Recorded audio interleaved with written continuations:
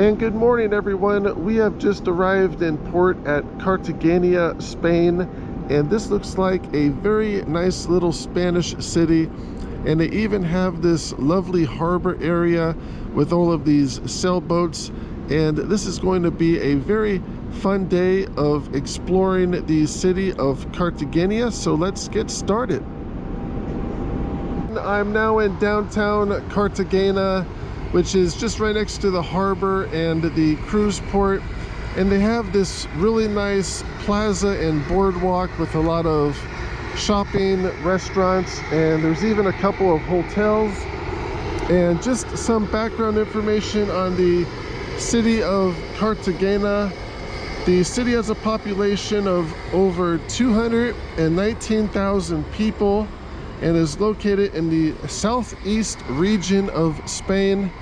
And this city is actually a lot bigger than it looked from the cruise ship. I thought it would be kind of a smaller Spanish city, but that's almost 250,000 people. And the city is probably best known for its naval base and shipyard. The Spanish government has maintained a base here for over 400 years, since the 16th century. And the history of Cartagena dates back even further than that. The first human presence in this region dates to over 1.3 million years ago in the form of fossilized human remains found inside a cave called Cueva Victoria in the southeast region of Cartagena. And then the first written record of the city of Cartagena dates to the 3rd century BC, when the city was part of the Carthaginian Empire. And then Carthage would go on to be defeated by Rome, and the Roman Empire would rule most of present-day Spain until the Roman Empire fell during the 5th century AD. And there's quite a few ancient ruins from the Roman Empire here in Cartagena, including a Roman theater and also the Augustum, which was a former Roman forum. And if you're interested in the Roman theater, this building right here is the museum for the former Roman theater. And though I don't have time this afternoon to check that out, it does look like an interesting subject. And then here are a couple restaurants, and this one is just named Restaurante. And it looks like they have pizzas and hamburgers, and here you can get a personal sized pizza for 12 euros. And then across from the restaurant, they have this very historic, nice historic looking building, and this is listed online as the tourism office. And I'm not sure what it was before becoming the office for tourism, but it is a very unique looking building, and it even has a clock tower near the top there, and it says it's about 2:45, which would be correct. And anyhow, getting back to more history on Cartagena. Historically, Cartagena was a relatively small city, and its population did not exceed 50,000 people until the mid-19th century. And today, the city is quite a bit bigger than that, and the entire metro area of Cartagena has over 400,000 people and is a mix of both historical and modern buildings and industry. And some of the largest industries here in Cartagena include government, shipbuilding, agriculture, and tourism. And there's quite a bit of tourism just right here in this area. And just on this corner is a little tourist shop. They have a lot of postcards and other souvenirs. And then the next business is also a souvenir shop. It says Efectos Navals Mendoza, and they also have postcards and souvenirs. And continuing on, Cartagena's mild climate is very favorable to the production of agriculture, and some of the produce grown includes melons, lettuce, potatoes, lemons, and almonds, all of which are exported throughout Spain and the rest of Europe. And the region's mild climate is also popular with vacationers, and Cartagena's cruise port is a very popular destination for cruise ships from around the world.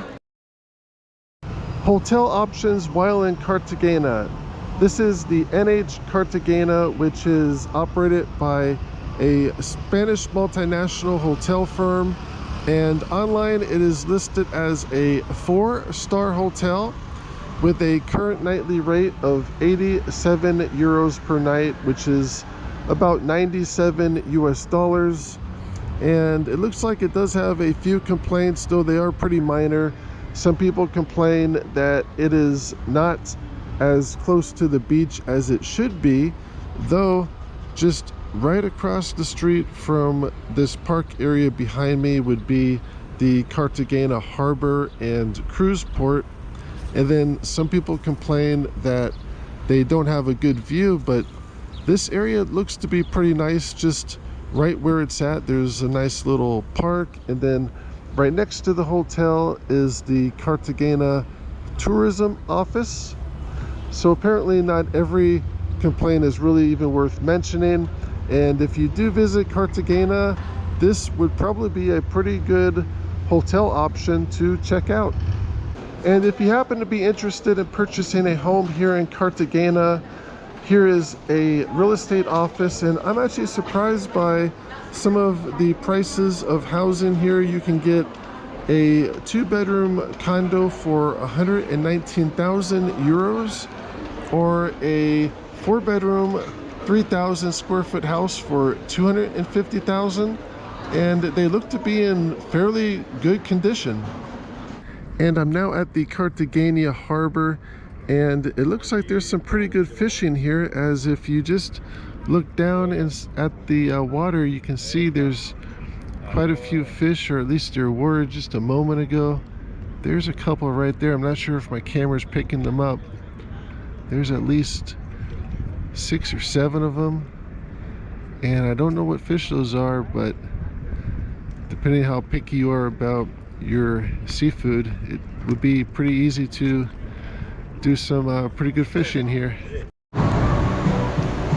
We are now just leaving port. So long to Cartagena.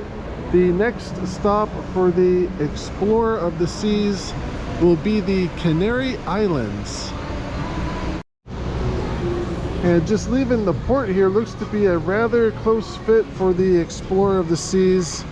Couldn't be much more than maybe 150 feet between the boat and that lighthouse. And on the other side there's, looks like a Navy ship and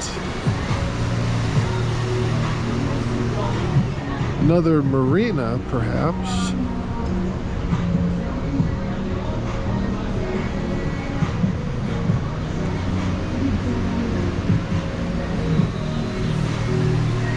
And not a whole lot of room on this side either, so they really have a rather close fit. And that could be a fortress up on that hill. Then there's another lighthouse, and this is a rather narrow channel that they are navigating through. And here is something that you do not see very often. That is a submarine. And unless you live either in San Diego or maybe Hawaii, you really don't see surfaced submarines that often. And though it does not have a flag to identify itself, I'm pretty sure that that is a Spanish submarine returning back to the naval port in Cartagena, as they do have a large Spanish naval presence here in the port.